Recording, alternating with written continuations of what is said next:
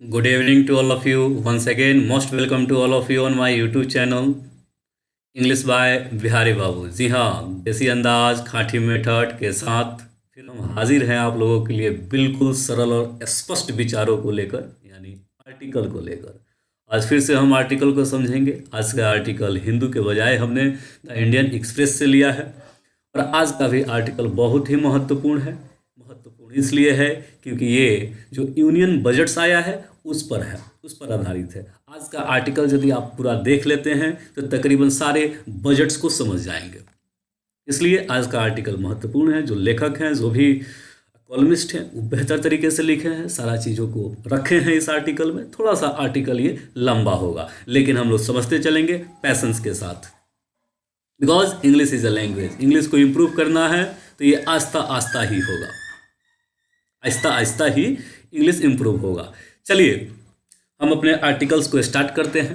ये हेडिंग है major steps, heading है major steps,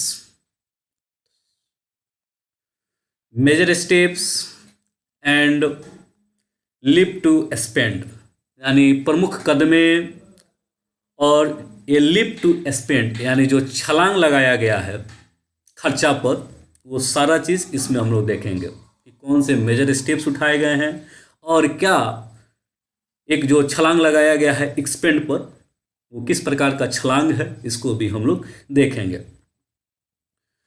finance minister Sitharaman budgets keep a calm head as a pandemic continue. Finance ministers का जो budgets आया है, सीतारमन का जो बजट्स आया है, कीप ए काम हेड यानी बिल्कुल दिमाग को शांत रख के आया है। कीप ए काम हैंड यानी दिमाग को बिल्कुल शांत रख के इस बजट्स को निकाला गया है। एज पेंडेमिक कंटिन्यू, और यह जानते हुए कि ये जो महामारी है अब भी जारी है, इसको देखते हुए एंड पॉलिटिकल हीट अप और राजनीतिक सरगर्मी में इस बजट्स को निकाला गया है। उस समय ये सारे माइंड्स को बिल्कुल शांत करके इस बजट्स को उन्होंने निकाला है।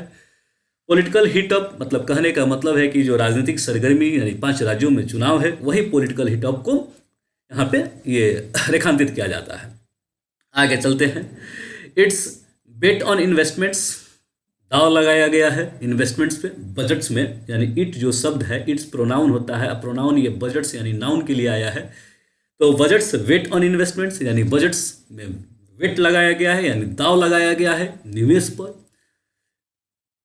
डिजिस्ट फ्रॉम फिजिकल एडवेंचरिज्म्स, और इस बजट्स को डिजिस्ट यानी दूर रखा गया है।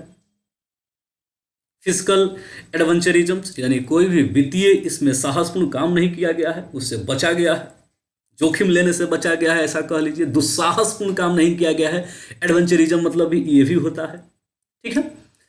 होल्ड बैक ऑन प्राइवेटाइजेशंस, और सरकार झिझक गई है प्राइवेटाइजेशन से, यानी सरकार पीछे हट गई है प्राइवेटाइजेशन से। जो भी पब्लिक एसेट्स था, जो भी नेशनल एसेट्स है, उसको सरकार अभी बेचना नहीं चाहती है, क्योंकि जान गई है कि इसके प्रति सोशल मीडिया पे विरोध प्रदर्शन युद्ध के माध्यम से जारी हो गया है। इसलिए सरकार का इलेक्शन है और इलेक्शन में कुछ ऐसा नहीं करना चाहती थी ताकि फिर से विरोध हो जाए। आप लोग हाल ही में क्या देखे होंगे कि आरआरबी का जो ये हुआ, जो प्रदर्शन हुआ, सरकार कितना जल्दी एक्शन में आई। कारण ये था कि यूपी का इलेक्शन था, कहीं सरकार यूपी के चुनाव से हाथ ना धो बैठे, इसीलिए तुरंत रेलवे मिनिस्ट्री ने इस पर कदम उठाया और अपना समस्या का समाधान किया। चलिए आज के महत्वपूर्ण आर्टिकल में आते हैं। Monday, on Monday prime minister Narendra Modi called for delinking the union budgets from elections. Monday को प्राइम मिनिस्टर नरेंद्र मोदी ने कहा कि डिलिंकिंग यानी जोड़ कर ना देखा जाए, डिलिंकिंग यानी अलग देखा जाए यूनियन बजट्स को इलेक्शन से, ठीक है। द फॉर्मर इंपोर्टेंस, अब पूर्व की आवश्यकताओं को, महत्वपूर्णताओं को देखा जाए। ट्रांसेंड्स आवर पॉलिटिकल डिफरेंसेस, और हमारे पॉलिटिकल जो भी भेदभाव हैं, डिफरेंसेस हैं, उसको उससे ऊपर उठ कर देखा जाए। ट्रांसेंड मतलब क्या होता है, ऊपर उठ कर देखा जाए इस बजट्स को। प्रधानमंत्री ने अपने वक्तव्यों में, संबोधन में ये बात कहा है, स्पष्ट बोले हैं। आगे देखिए, he said Finance Minister Nirmala Sitharaman's budgets for 2022 to 23 appear to take its cue from the Prime Minister's exhortations। यानी जो 2022 और 23 का जो बजट्स लाया गया उसमें एक टेक लेते हुए देखी, यानी प्राइम मिनिस्टर के एग्जॉर्टेशंस यानी प्राइम मिनिस्टर के जो संबोधन था उससे वो एक क्यू यानी एक इशारा लेते हुए अपने बजट्स में दिखी। कौन? सीतारमन जो फिनांस मिनिस्टर हैं। Even as elections in Uttar Pradesh, यहाँ तक कि जो इलेक्शंस है Uttar Pradesh, Punjab, Uttarakhand, Manipur and Goa are around the corner, वो बिल्कुल किनारे ही है। इन सभी राज्यों में इलेक्शंस होने ही वाले हैं, कॉर्नर पर ही हैं। आगे चलते हैं।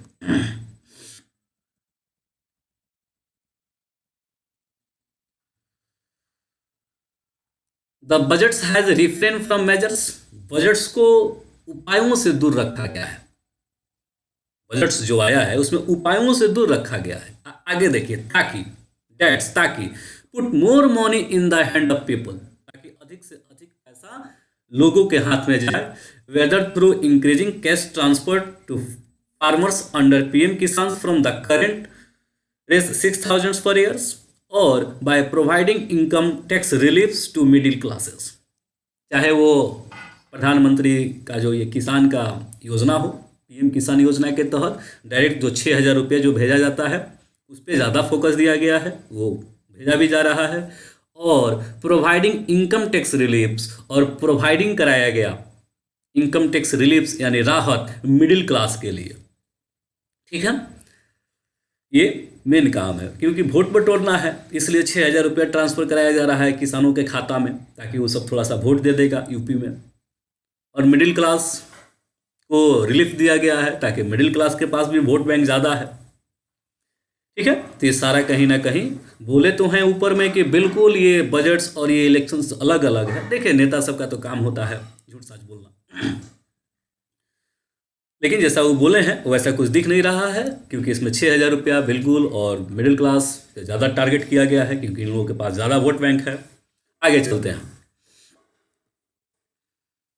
इधर देखिए, द आउटले ऑन मनरेगा has been slashed to 73,000 crore from 1,11,700 crores in 2020 to 21 and raise 19,000 crore in revised estimates यानी RE for 2021 to 22। थोड़ा सा इसको समझते हैं। द आउटले यानी जो व्यय किया गया है मनरेगा पर, उसको काटा गया है। जो मनरेगा का जो पहले 2020 और 21 में 1,11,700 करोड़ जो दिया गया था बजट्स में, इस साल उसको 73,000 करोड़ दिया गया है, जबकि आपको 98,000 करोड़ 2021-22 में था। ये रिवाइज एस्टीमेट्स मतलब होता है एक मध्यकाल में जो आकलन किया जाता है उसी को रिवाइज एस्टीमेट्स कहा जाता है। साल के मिड ईयर में जो आकलन किया जाता है उसको रिवाइज एस्टीमेट्स कहा जाता है। उसके अनुसार ये कहा गया है कि 98,000 करोड़ 2021-22 में दिया गया था। आगे चलते हैं। द फोकस ऑफ बजट्स, जो बजट्स का जो फोकस है इंस्टीड यानी इन सब के अलावा, has been on ramping of public sector capital expanding.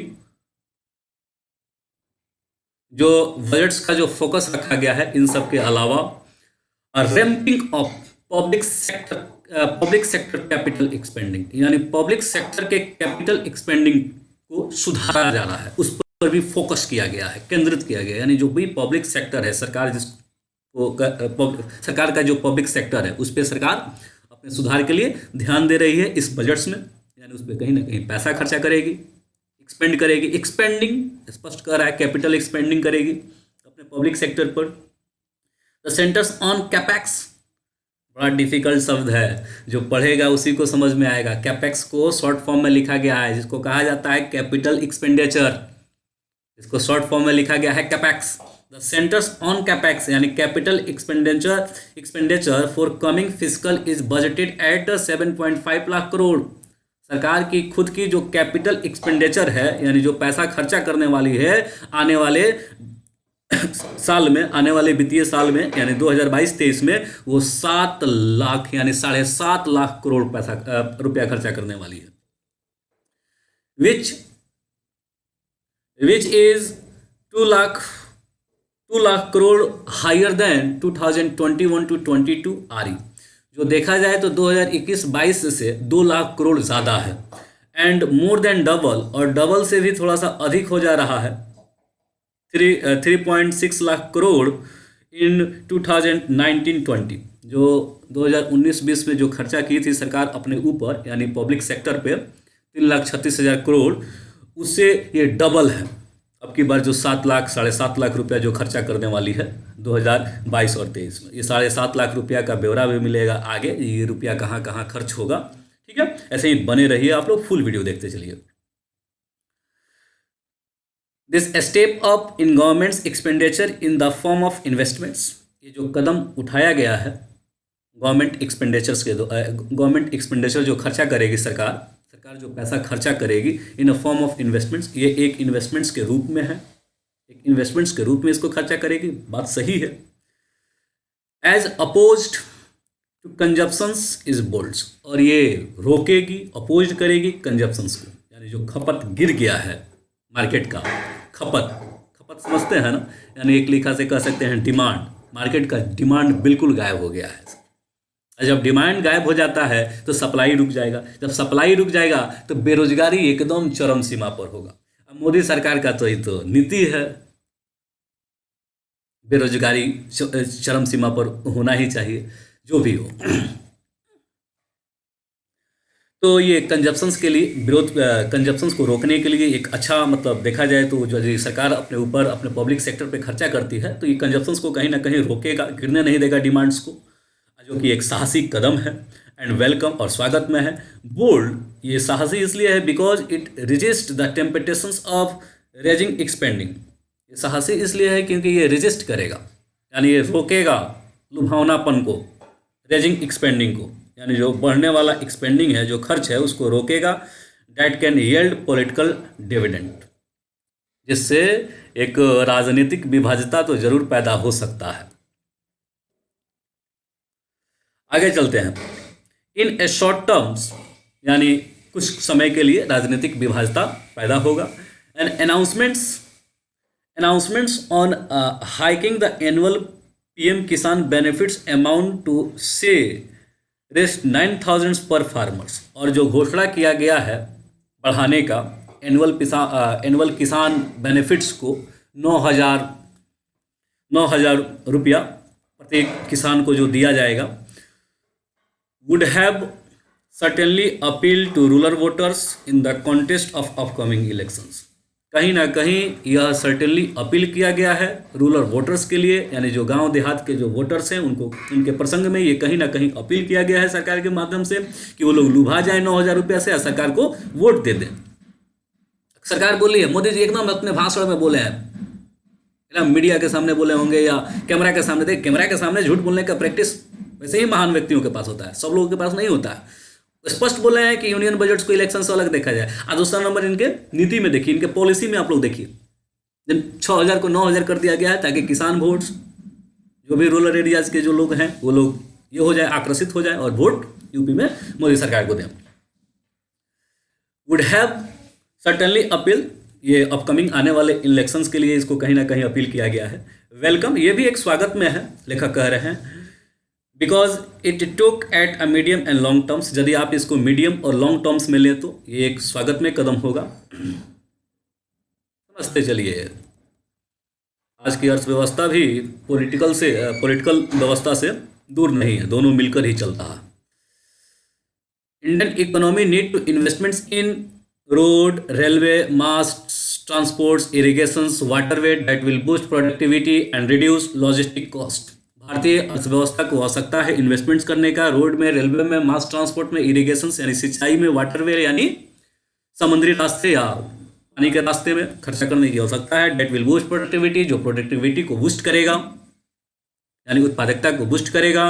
And reduce logistic cost, और कम करेगा लॉजिस्टिक कॉस्ट को, यानी तार्किक जो कीमत है उसको कहीं ना कहीं कम करेगा जब इस सारा चीज़ पे खर्चा होगा। तो आगे देखिए, गिवन देयर लॉन्ग जिटेशंस पीरियड्स, जो एक लंबा जिटेशंस पीरियड चला, एक कोरोना का गर्भकाल चला, जिटेशंस मतलब होता है गर्भकाल, जो एक लंबा गर्भकाल चला है, investments in such projects can today be undertaken by taken only by Modi governments, यानी मोदी गवर्नमेंट्स। जो ये इन्वेस्टमेंट्स, अगर ऐसे आप चीज़ों में यदि इन्वेस्टमेंट्स करते हैं या सरकार ऐसे चीज़ों में इन्वेस्टमेंट्स करने के लिए फैसला लेती है, ये बेहतर है, ली भी है। This investments can in turn stimulate demand for steel, cement, capital goods and commercial vehicles. जो ये इन्वेस्टमेंट्स हैं, जो सरकार जिस पर इन्वेस्टमेंट्स कर रही है, ये टर्न कर देगा, मोड़ देगा और प्रोत्साहित कर देगा डिमांड को, स्टील के डिमांड को यानी छड़ वगैरह, सीमेंट के डिमांड को, कैपिटल गुड्स के डिमांड्स को, कमर्शियल व्हीकल्स को, व्हीकल जो होता है यानी जो गाड़ी होता है उसके डिमांड्स को ये बढ़ा देगा। सरकार इस सेक्टर पे पैसा खर्चा करती है ऊपर जो दिया गया है। Apart from crowding in private investments, इसके अलावा प्राइवेट इन्वेस्टमेंट्स में भी क्राउडिंग आएगा, यानी भीड़ भाड़, यानी जाम आएगा, जाम देखने को मिलेगा, जो काफ़ी समय से महामारी की वजह से एकदम सुस्त पड़ा हुआ है। ऑफ कोर्स आगे चलिए। ऑफ कोर्स जाहिर तौर पर this approach carry it on risk, ये जो अप्रोच, ये जो बजट्स ये किया गया है, ये खुद का अपना उसका रिस्क है। फॉर वन, सभी के लिए। It assume a return to normal economy activity in 2020 to 23। इसमें एज्यूम किया गया है, कल्पना कर लिया गया है कि हमारा जो इकोनॉमी एक्टिविटी जो है 2022 और 23 का, वो 2022 और 23 में नॉर्मल हो जाएगा, ऐसा मान लिया गया है। Which would hopefully B free of disruptions from new wave of infections. और ऐसा अनुमान, ऐसा कयास भी जताया जा रहा है कि जो बिल्कुल उम्मीद है कि नया जो वेब्स के इन्फेक्शंस के डिस्ट्रप्शन से भी वो फ्री हो जाएगा। डिस्ट्रप्शंस माने विघटन से भी ये अर्थव्यवस्था हमारा फ्री हो जाएगा। विघटन मतलब बिल्कुल जो नीचे गिर रहा है, ये नए जो भी इन्फेक्शंस आएंगे उनसे भी फ्री हो जाएगा, ऐसा अनुमान जताया जा रहा है। वुड यानी संभावना, वुड क्या करता है, संभावना जताता है। आगे चलते हैं। The fact is that the economy will continue to struggle from the setback induced by pandemics over last 2 years।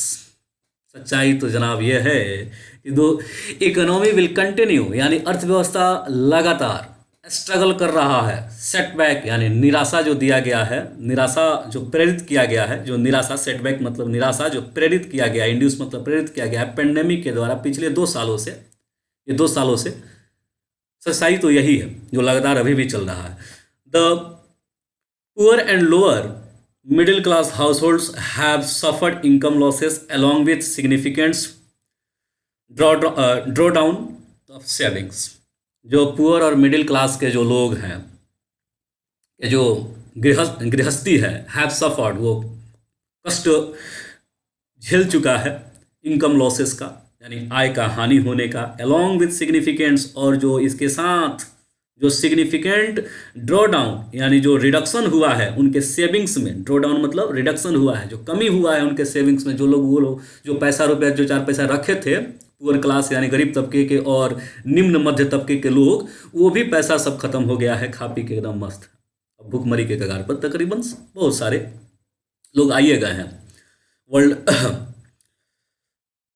Health organisation का रिपोर्ट देखिए, वर्ल्ड बैंक का रिपोर्ट देखिए, उसमें स्पष्ट मिलेगा। This is going to act as a drag on private consumptions for some time to come। और ये ऐसा स्थिति आ गया है ये पेंडेमिक के कारण कि गोइंग टू एक्ट यानी ये एक देखा जाए तो संचालित करने जा रहा है, ड्रैग यानी घसीट। ड्रैग मतलब क्या होता है, घसीट on private consumptions. Private consumptions पर अब घसीट हो जाएगा आने वाला समय में, सम टाइम टू कम यानी आने वाले समय में घसीट देखने को मिलेगा। The Modi government has also had to reckon with problem of scarce resources at its commands। Modi government ने also मान लिया, रिकॉन मतलब मान लिया कि जो समस्या है स्केर्स रिसोर्सेज का, यानी दुर्बल, स्केर्स मतलब होता है दुर्बल जो स्रोतों का, अपने आदेशों में ये बात को माना है कि जी बिल्कुल जो दुर्बलता दिखा स्रोतों में इस चीज़ को रिकॉन किया है, मान चुका है इट्स कमांड्स अपने आदेशों में। Any attempt to boost both consumptions and investments would have come at all the cost of higher fiscal deficits। अगर एनी अटेम्प्ट, यदि कोई भी प्रयास आप करते हैं बूस्ट बोथ कंजप्शंस, यानी कंजप्शंस को भी बढ़ाने के लिए, यानी खपत को भी, यानी डिमांड को भी बढ़ाने के लिए, और इन्वेस्टमेंट्स को भी, would have come at the cost of higher physical deficit. आपको वो सिर्फ किससे होगा? हायर फिजिकल डिफिसिट से ही हो सकता है। अब हायर फिजिकल डिफिसिट क्या है? तो वही बजटीय घाटा, यानी जब बजटीय घाटा ऊंचा जाएगा यानी बढ़ेगा, तभी ये दोनों चीज़ को आप बढ़ा सकते हैं। यानी कहीं ना कहीं से आपको कर्ज लेना ही पड़ेगा ये दोनों चीज़ को बढ़ाने के लिए। उसी को तो फिजिकल घाटा कहा जाता है, बजटीय घाटा, वित्तीय घाटा कहा जाता है।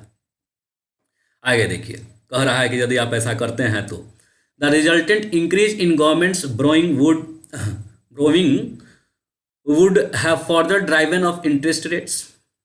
इसका परिणाम यह होगा कि इंक्रीज इन गवर्नमेंट ब्रोइंग, कि सरकार के जो ऋण में वृद्धि हो जाएगा, would further driven of interest rates, और जो इंटरेस्ट रेट्स है वो और आगे बढ़कर चला जाएगा। यदि सरकार कर्ज लेकर ये दोनों चीज़ को बढ़ाती है, क्या क्या, कंजप्शन और इन्वेस्टमेंट्स को, तो जो कर्ज का इंटरेस्ट होगा वो ड्राइवन होगा, बढ़ जाएगा, हार्मिंग ग्रोथ प्रोस्पेक्ट्स, और ये नुकसान पहुंचाएगा ग्रोथ प्रोस्पेक्ट्स को, यानी जो ग्रोथ का अनुमान है उसको नुकसान पहुंचाएगा। इनफैक्ट सच में even with its physical deficit budgeted lower eight 6.4% of GDP, अभी भी यदि देखा जाए तो ये लोअर है बजटेड में, जीडीपी के बजटेड में ये लोअर है, 6.4% का ही है physical deficit, as against 9.6% in 2021 to 22। और इसके खिलाफ, जबकि इसके विपरीत आप देखिएगा तो 2021-22 के जो रिवाइज एस्टिमेट्स में ये 6.9% का था, जो कि उससे देखा जाए तो कम है। Centre gross market borrowing are tagged at whopping Rs 14.95 lakh crore, यानी तकरीबन 15 लाख करोड़ का एक भारी जो सरकार का, सेंटर्स का जो कर्ज है, और ये कर्ज का कारण देखिए बताया जा रहा है, that alone was the reason for yield on the benchmark 10-year government's bond to close at 6.83% on Tuesday।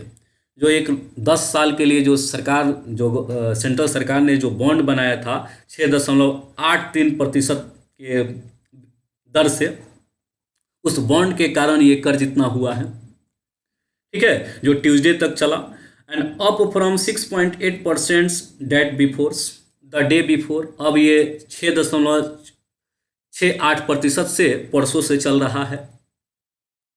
To date extend, अगर आप इसको बढ़ाते हैं, Sitharaman has made the right calls, Sitharaman ने एक बेहतर डिसीजंस लिया है। राइट कॉल मतलब बेहतर डिसीजंस लेना।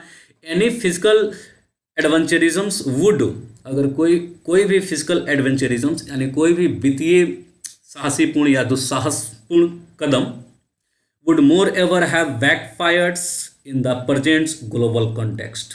वो अधिक रूप से देखा जाए आज के वैश्विक प्रसंग में, तो वो पीछे से रहकर ही फायर किया जा रहा है। कोई भी अगर आप कदम उठाना चाहते हैं वित्तीय, तो बिल्कुल पीछे हटकर ही आप उसको फायर किया जा रहा है आज के कॉन्टेक्स्ट में।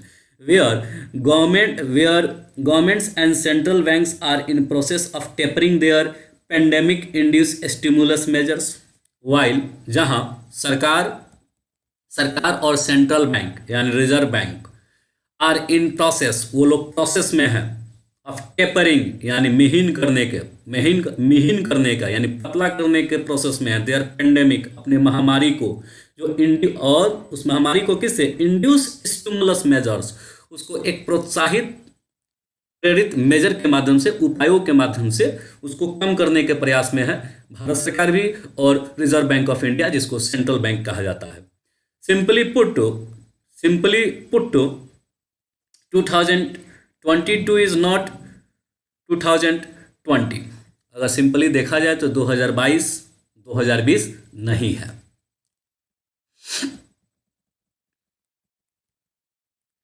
दैट सेड, यानी कहा जाता है, the budgets has some glaring options, budgets के पास कुछ स्पष्ट अनुपस्थिति भी है। देखिए बहुत बढ़िया इसमें पॉइंट्स कहा जा रहा है, कुछ स्पष्ट अनुपस्थिति भी है। ग्लेरिंग मतलब होता है स्पष्ट, ऑप्शंस मतलब सभी लोग जानते हैं, अनुपस्थिति भी है। The most prominent one is scaling back of disinvestment targets, यानी जो उसमें से प्रमुख जो प्रसिद्ध जो है वो स्केलिंग बैक कर दिया गया है डिस इन्वेस्टमेंट्स के टारगेट्स को, यानी विनिवेश के जो टारगेट सरकार पिछले साल रखी थी उससे पीछे हट गई है। विनिवेश यानी नेशनल एसेट्स, यानी भारत सरकार अपनी संपत्ति को बेचकर जो पैसा इकट्ठा कर रही थी अब उससे पीछे हट गई है। Scaling back of disinvestments target. Last years budgets invite press for its boldness in targeting 1.5 lakhs crore receipts from the sale of government's stakes in PSU, जबकि पिछले साल सरकार ने इसको बहुत प्रशंसा किया था और इसको एक बहुत साहसीपूर्ण कदम बताते हुए कहा था कि 1,75,000 करोड़ रुपया को प्राप्त किया जाएगा सरकार के स्टेक यानी सरकार के दावेदारी को बेचकर पब्लिक सेक्टर्स अंडरटेकिंग से। PSU मतलब पब्लिक सेक्टर अंडरटेकिंग से, यानी सरकार के जो भी अपना संपत्ति है उससे उसके दावेदारी को बेचकर 1,75,000 करोड़ रुपए का प्राप्त किया जाएगा। उस समय बड़ा ये बोल्ड डिसीजन सरकार मानती थी, अपने संपत्ति को बेचकर ही विकास करना। एक बात हम बता देते हैं, जिस देश का राजा हो व्यापारी हो उस देश की प्रजा भिखारी होता है। ये हम नहीं कहते हैं, ये चाणक्य का नीति है। तो मोदी जी कुछ वैसे ही रूट पे निकले हुए हैं, पाथ पे निकले हुए हैं। The revise estimates show collection at the modest 78,000 crore, जबकि जो रिवाइज एस्टिमेट्स जो मध्यकाल में जो आकलन किया गया ये कलेक्शन 78,000 करोड़ का ही आया, जो देख लीजिए 1,75,000 करोड़ का था। और आप तो खैर मनाइए, in a year of record capital raise by the private sectors, और उस साल में तो जो कैपिटल रेज हुआ, जो आपका पूंजी उठा है वो तो प्राइवेट सेक्टर के द्वारा उठा है, including like as Zomato, Paytm's और नाइका जोमेटो, पेटीएम्स और नाइका के माध्यम से उठा है। फॉर कमिंग फिजिकल्स, आने वाले ये वित्तीय साल में a mere 65,000 crore is being budgeted from disinvestments, अभी भी रखा गया है। देखिए 65,000 करोड़ का प्रयास किया जाएगा आने वाला साल में डिस इन्वेस्टमेंट्स करने का, यानी सरकार अपना फिर से कहीं ना कहीं किसी प्रॉपर्टी को बेचेगी और 65,000 करोड़ रुपए का अर्जन करेगी। This could arguably be a consequence of recent protest by young peoples over limited public employment opportunities amid the perceptions of sale of national assets। ये कहीं ना कहीं सरकार अगर इससे ठहरी है डिसइन्वेस्टमेंट के पॉलिसी पर, इसका कारण यही है कि जो लोगों का मानना है कि ये पब्लिक एम्प्लॉयमेंट्स अपॉर्चुनिटी को सरकार कम करना चाहती है, नियंत्रण करना चाहती है, और सेल ऑफ नेशनल एसेट्स, और ये बेच देना चाहती है राष्ट्र की जो संपत्ति है। ये इस पर प्रोटेस्ट हुआ यंग पीपुल्स के द्वारा, लोगों के द्वारा। ठीक है, whatsoever be the reasons, चाहे जो भी रीजन हो, जो भी कारण हो, there was not even a mentions of privatisations और assets monetisations in Sitharaman's budget speech this times. कोई भी मेंशंस नहीं किया गया प्राइवेटाइजेशंस के बारे में और एसेट्स मोनेटाइजेशंस यानी संपत्ति को बेचकर विमुद्रीकरण के बारे में सीतारमन के बजट्स में इस समय में, क्योंकि वोट है, राजनीति है, सब खत्म हो जाएगा। यदि फिर से ये पॉलिसी लाया जाएगा तो विपक्ष हंगामा करने लगेगा इसको लेकर। Nor has any attempt been made to raise urea prices, और ना ही प्रयास किया गया है यूरिया प्राइसेस को रेज करने का, बढ़ाने का, and bring it under the nutrient based subsidy regimes, और ना ही इसको ऐसा भी प्रयास किया गया है कि इसको न्यूट्रिएंट बेस्ड सब्सिडी रिजीम में डालने का, और to phase out the current open ended minimum support price procurements of wheat and paddy, और इसको चरणबद्ध तरीके से जो करेंट ओपन था यानी हाल ही में जो खुला हुआ मुद्दा था उसको इंडेट किया गया, समाप्त किया गया मिनिमम सपोर्ट प्राइस के प्रोक्यूरमेंट्स विट और जो पेडी का जो प्रोक्यूरमेंट होता है उसको आसानी चरणबद्ध तरीके से सरकार ने शांत करने का प्रयास कर दिया है। The possibility of such reforms appear remote ahead of the 2024 general elections. इसमें जो भी रिफॉर्म्स की संभावनाएं दिख रहा है, जो भी दिख रहा है, ये सारे का सारा 2024 के जनरल इलेक्शंस को लेकर दिख रहा है, जो आगे आने वाला है उसकी संभावनाओं को लेकर दिख रहा है। सरकार जो भी कदम उठा रही है उस इलेक्शंस को भी देख रही है। सरकार बहुत चालाक है। Politics is everything in the sense of governments. सब कुछ हो जाए लेकिन कुर्सी नहीं जाना चाहिए, ये आज की भारत के राजनेताओं का ये है। On the whole Sitharaman's budgets hold no big surprise. यदि आप पूरा व्यापक रूप से देखें, सीतारमन के बजट्स में कोई बड़ा सरप्राइज नहीं था, नहीं है। टू ए लार्ज एक्सटेंट्स, एक बड़े पैमाने पर अगर आप इसको देखिएगा, इट डज गुड, ये बेहतर है। नॉट डूइंग बेट्स, कोई खराब काम नहीं किया गया है। The market have heaved a sigh of relief not only because of setup in capital outlay. जो मार्केट में जो बरसाया गया है एक रिलीफ, एक राहत के आह को, हिव्ड मतलब होता है बरसाना, साई मतलब आह, रिलीफ मतलब राहत के आह को बरसाया गया है। Not only because of setup in capital outlay, सिर्फ इसको सेटअप कैपिटल आउटले में ही नहीं किया गया, यानी पूंजी के व्यय करके ही नहीं प्रयास किया गया, but also because of absence of any proposal on wealth और इनहेरिटेंस टैक्स और ग्रांडियोस न्यू स्कीमें, बल्कि अनुपस्थित रखा गया है कोई प्रोपोजल को, वेल्थ और इनहेरिटेंस संबंधित टैक्सेस को भी नहीं रखा गया है, और ना ही कोई दिखावटी स्कीम्स लाया गया है। ग्रांडियोस मतलब होता है भव्य या दिखावटी कोई स्कीम लाया गया है। इस प्रोपोजल में, इस बजट्स में कोई दिखावटी स्कीम्स नहीं लाया गया है। नाउ फिलहाल the focus need to shift to implementation of schemes that are already drawn outs. Focus जो केंद्र करने की आवश्यकता है वो प्रोपोजल वो इम्प्लीमेंटेशंस पर, स्कीमों के इम्प्लीमेंटेशंस पे, यानी स्कीमों के लागू होने पर फोकस करने की आवश्यकता है। That are already drawn out, जो पहले से ही लागू हैं उसको बढ़िया से फोकस करने की आवश्यकता है। Such as productions link incentive, जैसे कि प्रोडक्शन संबंधित जो प्रोत्साहन है उस पर जोर देने का प्रयास किया जाए। एंड एम्बिचुअस गति शक्ति डिजिटल प्लेटफॉर्म्स, और जो एम्बिचुअस, जो महत्वाकांक्षी, जो गति शक्ति डिजिटल प्लेटफॉर्म्स मोदी जी के द्वारा जो शुरुआत किया गया, ये गति शक्ति डिजिटल प्लेटफॉर्म्स में 16 मिनिस्ट्री को जोड़ दिया गया है। और ये 16 जो 16 मिनिस्ट्रीज हैं, ये सारे एक साथ अपने ढांचा को तैयार करेंगी और एक साथ काम करेंगी। कहने का मतलब है कि पता चला रोड मिनिस्ट्री जो है वो अपना काम करती है, रेलवे आकर उस पर खोद देती है, वो अपना काम करने लगती है, तो रोड खराब हो जाता है। तो ऐसे ही एक ये डिजिटल प्लेटफॉर्म्स के माध्यम से ये प्रयास किया जा रहा है कि ये जो भी मिनिस्ट्री हैं जो एक दूसरे से चरणबद्ध हैं, जो एक दूसरे से मतलब समन्वय करके चल सकती हैं, उनको सबको एकत्रित करके एक साथ उन लोगों का रोड मैप बनेगा, उन लोगों के मैप बनेगा कार्य करने का, वो लोग उस पर काम करेंगे। ये गति शक्ति डिजिटल प्लेटफॉर्म्स के माध्यम से यही प्रयास है।